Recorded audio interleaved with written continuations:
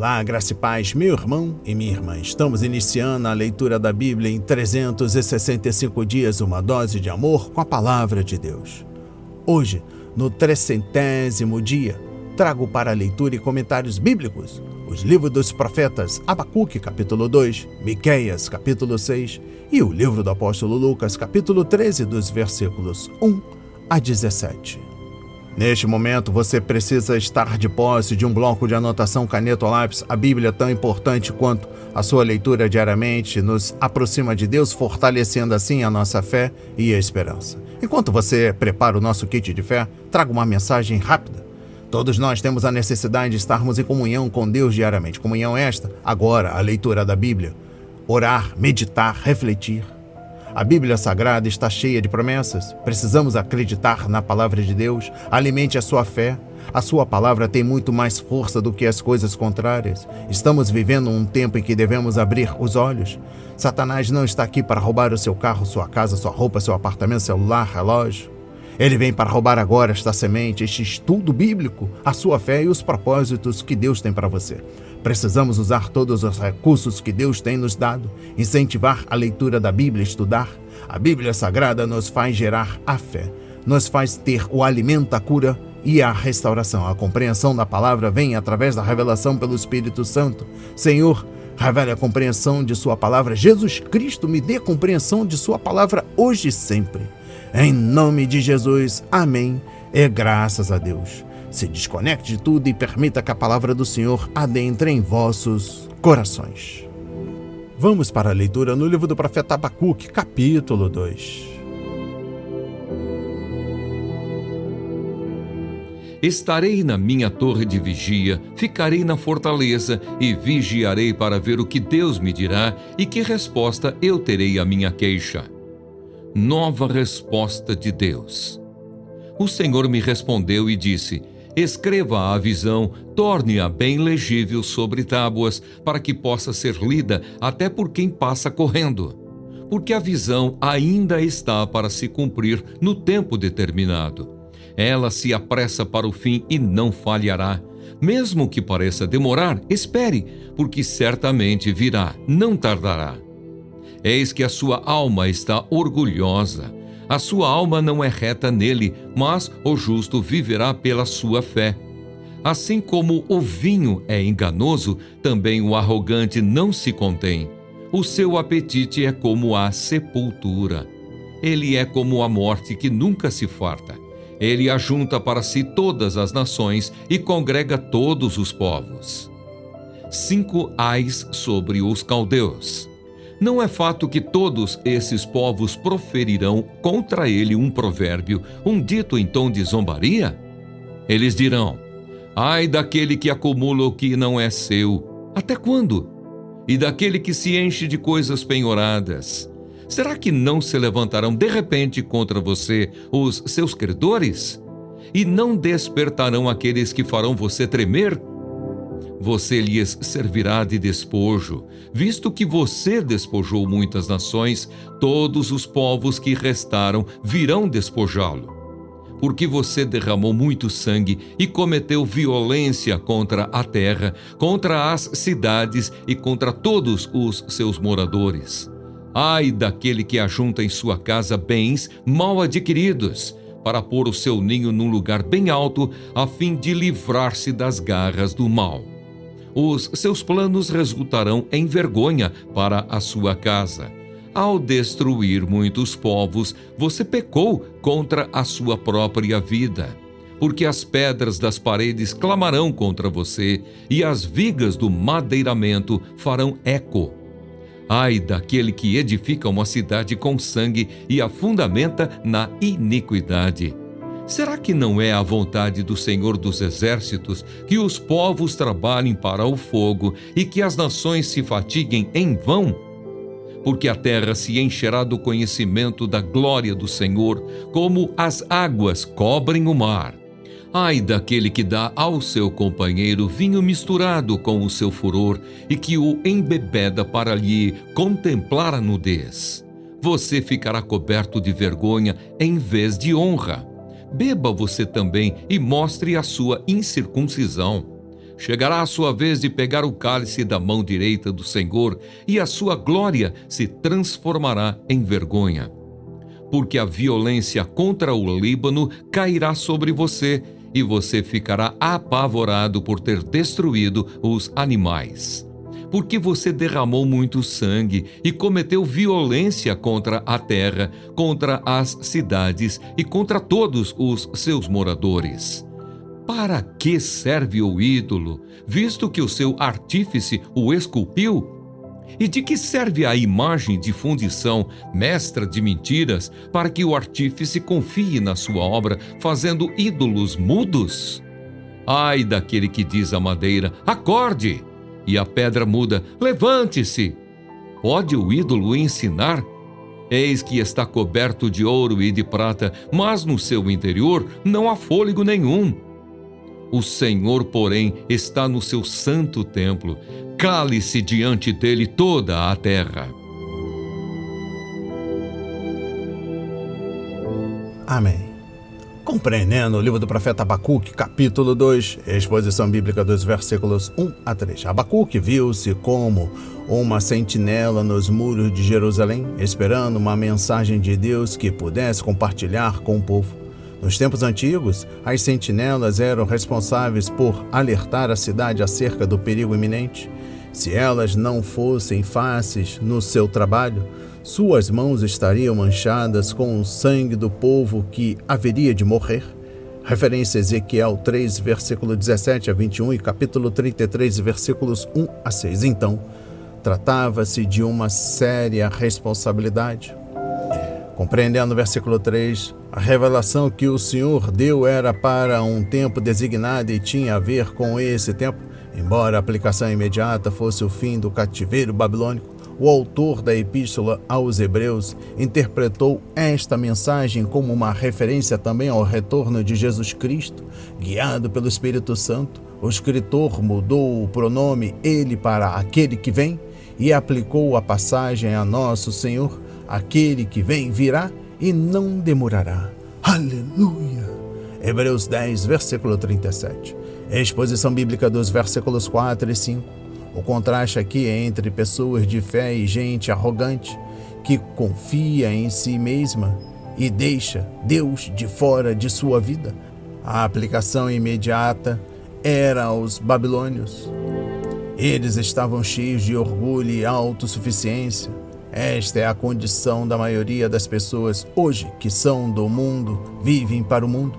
Além de inflar as pessoas, o orgulho as transforma no íntimo, pois a alma do incrédulo não é boa, o que significa que seus desejos interiores são pecaminosos. Essas pessoas têm prazer nas coisas que Deus abomina. O orgulho também as deixa inquietas. É por isso que elas se entregam ao vinho, nunca descansam e jamais são satisfeitas. Pessoas assim estão sempre à procura de alguma experiência nova para emocioná-las ou alguma nova conquista para torná-las importantes. O orgulho nos torna gananciosos. Compreendendo o versículo 4.b. Agora, para a comparação, o justo viverá por sua fidelidade. Várias versões dizem sua fé. Veja no rodapé da NVI. Também veja em Romanos 1, versículo 17, Gálatas 3, versículo 11, Hebreus 10, versículo 38. Esta é a primeira de 3 promessas maravilhosas que Deus faz neste capítulo para incentivar seu povo. Esta citação enfatiza a graça de Deus porque graça e fé sempre andam juntas. Abacuque 2, versículo 14, enfatiza a glória de Deus e assegura-nos que, embora este mundo agora esteja cheio de violência e corrupção, referência a Gênesis 6, versículo 5, 11 a 13, um dia ele se encherá da glória de Deus. A terceira promessa está em Abacuque 2, versículo 20, e enfatiza o governo de Deus. Impérios podem se levantar e cair, mas o Senhor está em seu trono santo. Ele é o Rei dos reis e Senhor dos senhores. Aleluia! Exposição bíblica dos versículos 6 a 20. Para os judeus fiéis na terra, Deus seria um refúgio e fortaleza. Referência, Naum 1, versículo 7, Salmos 46. Mas, perante os babilônios ímpios que estavam invadindo a terra, ele seria um juiz que puniria seus pecados e lhes daria o que eles mereciam. Nesta canção de zombaria, Deus pronuncia ai para 5 diferentes tipos de pecados, todos comuns no mundo de hoje. Exposição bíblica dos versículos 6 a 8. A ambição pode ser boa se não motivar as pessoas a serem gananciosas, egoístas e abusivas. Os babilônios estavam consumidos por uma ambição egoísta e não se detinham diante de nada para adquirir riqueza e expandir seu reino. A Babilônia tinha montes de bens roubados, coisas que foram saqueadas de pessoas indefesas. Exposição bíblica dos versículos 9 a 11. Os babilônios tomaram a terra que não era deles para construir um império que os glorificasse e lhes garantisse segurança. Seu objetivo era a própria segurança, como o da águia que monta seu ninho sobre os altos penhascos. Mas aquela era uma falsa segurança, é claro. Nenhum indivíduo ou nação pode construir muros altos o suficiente para deixar Deus do lado de fora. Exposição bíblica dos versículos 12 a 14. A Babilônia havia sido construída graças ao derramamento de sangue, o sangue de vítimas inocentes. Sua prosperidade cresceu à custa de trabalho escravo, exploração dos povos vencidos e violência contra os oprimidos. Os babilônios orgulhavam-se do que haviam construído, mas Deus disse que sua nação não duraria e não passava de lenha para o fogo. A grande cidade fora erguida com trabalho escravo, mas a alma de apenas um daqueles escravos significava mais para Deus do que todo o esplendor de Babilônia. Exposição bíblica dos versículos 15 a 17. Esta imagem repulsiva pode ser interpretada tanto no plano pessoal como no nacional. Embora não exija abstinência total de álcool, a Bíblia faz advertência contra os males da bebida forte. Referência a Provérbios 20, versículo 1, capítulo 21, versículo 17. A glória de Deus cobrirá a terra. Abacuque 2, versículo 14. Mas a glória da Babilônia seria coberta de vergonha. A imagem é a de um bêbado vomitando sobre o próprio corpo. Uma comparação nada agradável. E eu encerro a compreensão do livro do profeta Abacuque, capítulo 2, trago a exposição bíblica dos versículos 18 a 20. Lamentavelmente, o povo de Judá também era culpado deste pecado, pois, durante os anos de declínio do reino, ele adorou os deuses das outras nações. A idolatria não é somente desobediência à palavra de Deus, mas também prática insensata e inútil. Qual é o valor de um Deus feito por um ser humano? Adorar ao Deus Criador que fez todas as coisas, inclusive o ser humano, é muito mais lógico. Referência a Romanos 1, versículos 18 a 23. Vamos para a leitura no livro do profeta Miqueias, capítulo 6. Deus entrará em juízo com o seu povo. Escutem agora o que diz o Senhor. Levante-se, defenda a sua causa diante dos montes, e que as colinas ouçam a sua voz. Ó montes, escutem a controvérsia do Senhor, e vocês, duráveis fundamentos da terra, prestem atenção, porque o Senhor tem uma controvérsia com o seu povo e entrará em juízo com Israel. Meu povo, o que foi que eu lhe fiz? E como foi que eu o levei a ficar cansado? Responda! Pois eu o tirei da terra do Egito e o resgatei da casa da servidão e enviei adiante de você Moisés, Arão e Miriam. Meu povo, lembre-se do que Balaque, rei de Moabe, havia planejado e do que Balaão, filho de Beor, lhe respondeu. Lembre-se também do que aconteceu desde Sitim até Gilgal, para que você conheça os atos de justiça do Senhor. O que Deus exige? Com que me apresentarei ao Senhor e me inclinarei diante do Deus excelso? Virei diante dele com holocaustos, com bezerros de 1 ano?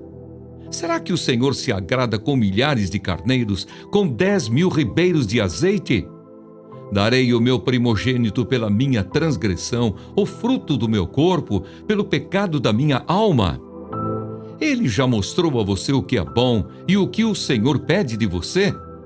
Que pratique a justiça, ame a misericórdia e ande humildemente com o seu Deus. A injustiça terá seu castigo. A voz do Senhor se dirige à cidade e é verdadeira sabedoria temer o seu nome. Escutem, ó tribo e todos os moradores. Ainda se encontram na casa dos ímpios os tesouros da impiedade e a medida falsa que eu detesto? Poderei eu inocentar balanças desonestas e uma bolsa com pesos adulterados? Porque os ricos da cidade estão cheios de violência, e os seus habitantes falam mentiras, e a língua deles é enganosa. Assim também eu passarei a feri-los, e os destruirei por causa dos seus pecados. Vocês comerão, mas não ficarão satisfeitos. A fome continuará nas suas entranhas. Tentarão pôr os seus bens a salvo, mas não conseguirão preservá-los. E aquilo que preservarem, eu entregarei à espada. Vocês irão semear, mas não colherão nada. Vocês esmagarão as azeitonas, mas não se ungirão com o azeite. Pisarão as uvas, mas não beberão o vinho. Vocês observaram os estatutos de Onre e todas as obras da casa de Acabe e andaram nos conselhos deles. Por isso farei de Jerusalém um lugar desolado e dos seus moradores um objeto de vaias. E vocês terão de suportar a zombaria dos povos. Amém. Compreendendo o livro do profeta Miqueias, capítulo 6, exposição bíblica dos versículos 1 e 2. Nesta cena de tribunal, o Senhor chamou as testemunhas e disse às pessoas que se preparassem para defender sua causa. Deus começou o processo apresentando o seu ponto de vista na discussão, enfatizando o modo gracioso com que havia tratado a nação desde o início. Compreendendo o versículo 12, é bom que o povo de Deus conheça o passado e se lembre com gratidão de tudo que o Todo-Poderoso fez por ele. A palavra recordar é encontrada pelo menos 23 vezes no livro de Deuteronômio. Muitas vezes os judeus eram instruídos a ensinar a seus filhos os feitos poderosos do Senhor em favor deles. Referência Êxodo 10, versículo 2, capítulo 13, versículos 8 e 14. Deuteronômio 6, versículos 20 a 25, Josué 22, versículo 24 e Salmos 78, versículos 1 a 8. Uma vez que as pessoas se esqueceram, o Senhor chama os montes para testemunhar sua acusação. Exposição bíblica dos versículos 6 e 7. Em vez de confessar seus pecados ou permanecer calado, uma vez que a boca havia se fechado por causa do sentimento de culpa, conforme Romanos 3, versículo 19, o povo perguntou o que poderia fazer para se livrar de seus pecados. Tal pedido revela como sua vida espiritual realmente era superficial e que o povo estava alheio à gravidade de seus pecados e ao preço alto do perdão. Temos a impressão de que a pessoa que estava perguntando estava interessada em negociar com Deus até suborná-lo, pois ela continuou a aumentar a oferta. Com que eu poderia comparecer diante do Senhor e curvar-me perante o Deus exaltado? Deveria oferecer holocausto de bezerros de 1 ano? Ficaria o Senhor satisfeito com milhares de carneiros, com 10.000 ribeiros de azeite? Como Salomão havia oferecido, conforme 1 de Reis, capítulo 3, versículo 4, capítulo 8, versículo 63. Devo oferecer o meu filho mais velho por causa da minha transgressão, o fruto do meu corpo por causa do pecado que eu cometi? Mas Deus não negocia com pecadores, e nenhum dos sacrifícios que eles quisessem trazer poderia tê-los purificado de seus pecados. Compreendendo o versículo 7, fazer penitência sem de fato se arrepender e confiar na misericórdia de Deus só multiplica o pecado e cauteriza a consciência. Pensando que fossem boas o suficiente para agradar ao Senhor, as pessoas perguntaram a Jesus o que precisamos fazer para realizar as obras que Deus requer. Ele respondeu: a obra de Deus é esta, crer naquele que ele enviou. Referência a João 6, versículos 28 e 29. A verdadeira fé salvadora vem de um coração que se quebrantou no arrependimento e percebe que não são as boas obras que podem expiar o pecado. Referência a Atos 20, versículo 21, capítulo 26, versículo 20 e Efésios 2, versículos 8 e 9. Compreendendo o versículo 8, transformar Miqueias, capítulo 6, versículo 8, em um texto que fala de salvação é interpretar mal o que o profeta estava dizendo ao povo desobediente, o mesmo com o qual Deus havia feito aliança. Nós só podemos fazer o que o Senhor requer quando, primeiro, nos achegamos a Ele como pecadores quebrantados que precisam ser salvos. As pessoas não salvas que acham que estão praticando a justiça, amando a misericórdia e andando humildemente com Deus estão apenas se enganando, por mais moral que possa ser a vida delas. Em exposição bíblica dos versículos 9 a 16, o Senhor clamou ao povo de Jerusalém que temesse seu nome e ouvisse o que ele tinha a dizer, porque sem o temor do Senhor não era possível ter conhecimento nem sabedoria.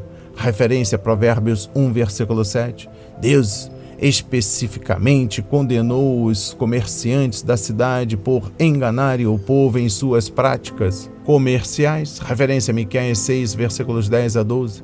Eles estavam usando pesos e medidas desonestos para que os clientes não recebessem a quantidade real dos produtos pelos quais haviam pago. Compreendendo o versículo 11, este pecado entristeceu tanto o Senhor, porque, ao fazerem essas coisas ilícitas, os homens de negócios estavam explorando e prejudicando os pobres e necessitados, por quem Deus tem uma preocupação especial. Referência a Amós 8, versículos 4 a 10. O sistema econômico mosaico cuidava dos pobres e dos necessitados, mas os comerciantes ricos da época de Miqueias haviam abandonado o sistema. Eles estavam roubando dos pobres a justiça e as coisas básicas da vida, um pecado que Deus não podia ignorar. E eu encerro a compreensão do livro do profeta Miqueias, capítulo 6, trago o versículo 16. O Senhor tentou usar o destino do reino do norte para despertar e exortar o povo de Judá, o reino do sul, mas este não queria ouvir. Eles se defendiam, dizendo: nada pode acontecer aqui, nós temos o templo, conforme capítulo 3, versículo 11. Mas eles não estavam obedecendo à lei de Deus, nem honrando a casa do Senhor. Vamos para a leitura no livro do apóstolo Lucas, capítulo 13, dos versículos 1 a 17.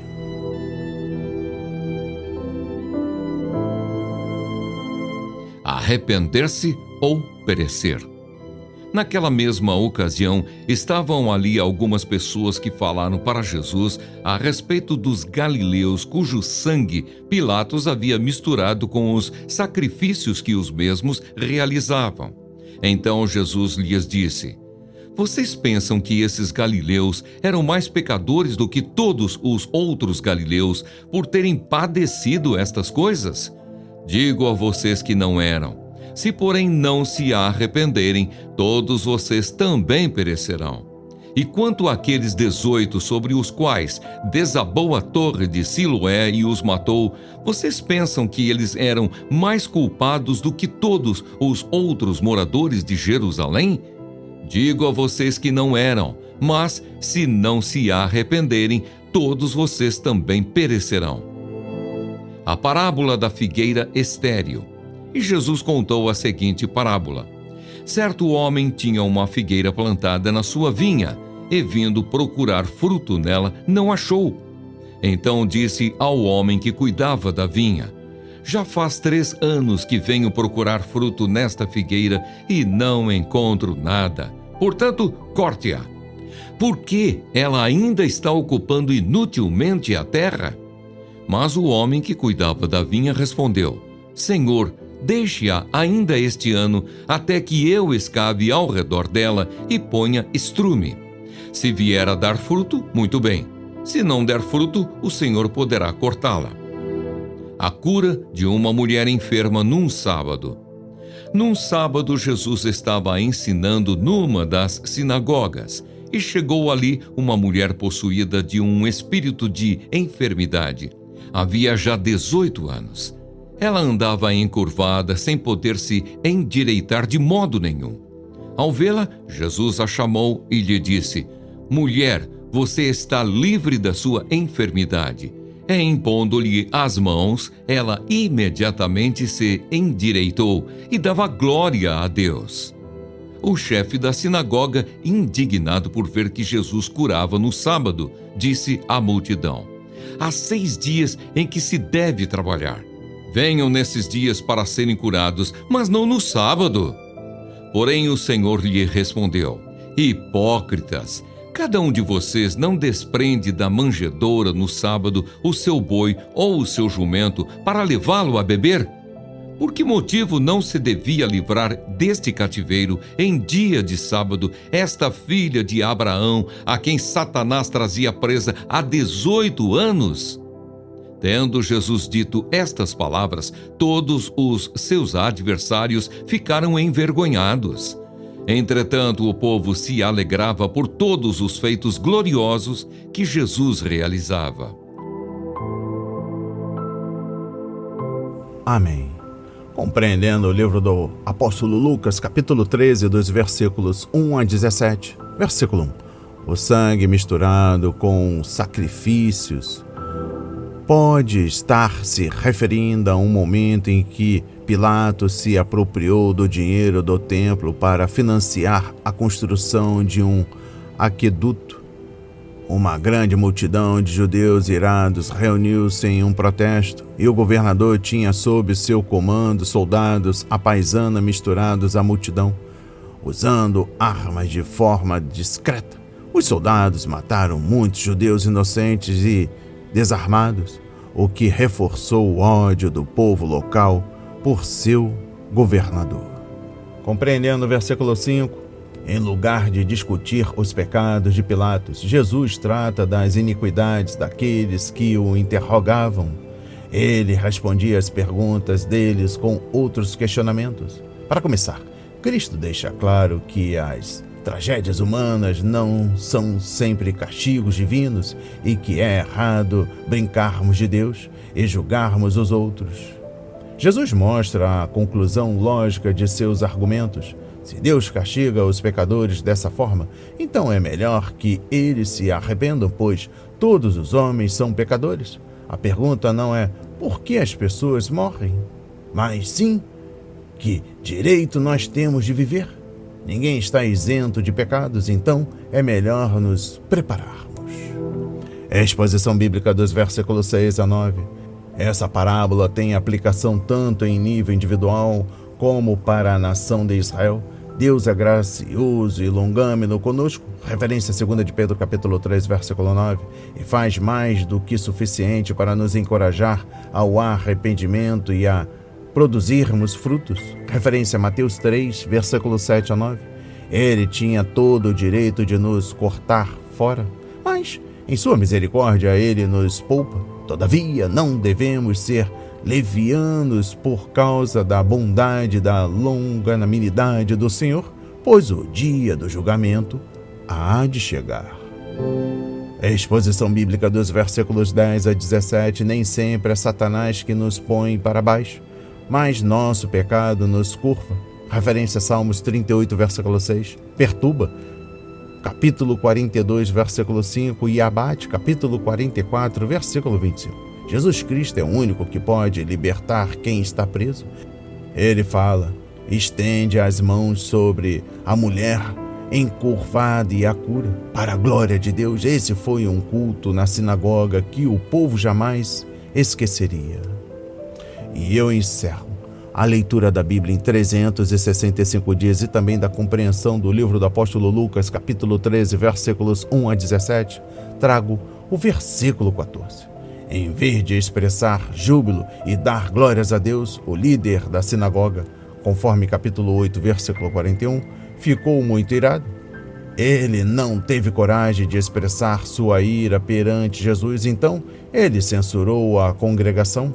Mas quanto mais refletimos sobre o discurso dele, mais irônico isso se torna. A cadeia que prendia aquele religioso era pior do que a enfermidade que oprimia a mulher. A doença dela afetava apenas o corpo, mas a prisão em que o líder da sinagoga se encontrava afetava sua mente e coração. Ele estava tão amarrado e cego pela tradição religiosa que acabou por se opor ao próprio Filho de Deus. As palavras de hoje foram semeadas para as nossas vidas, para a honra e a glória do Senhor. Receba este alimento diário, não hesite, compartilhe. Deus está interessado na minha e na sua dor. Que Deus nos abençoe abundantemente.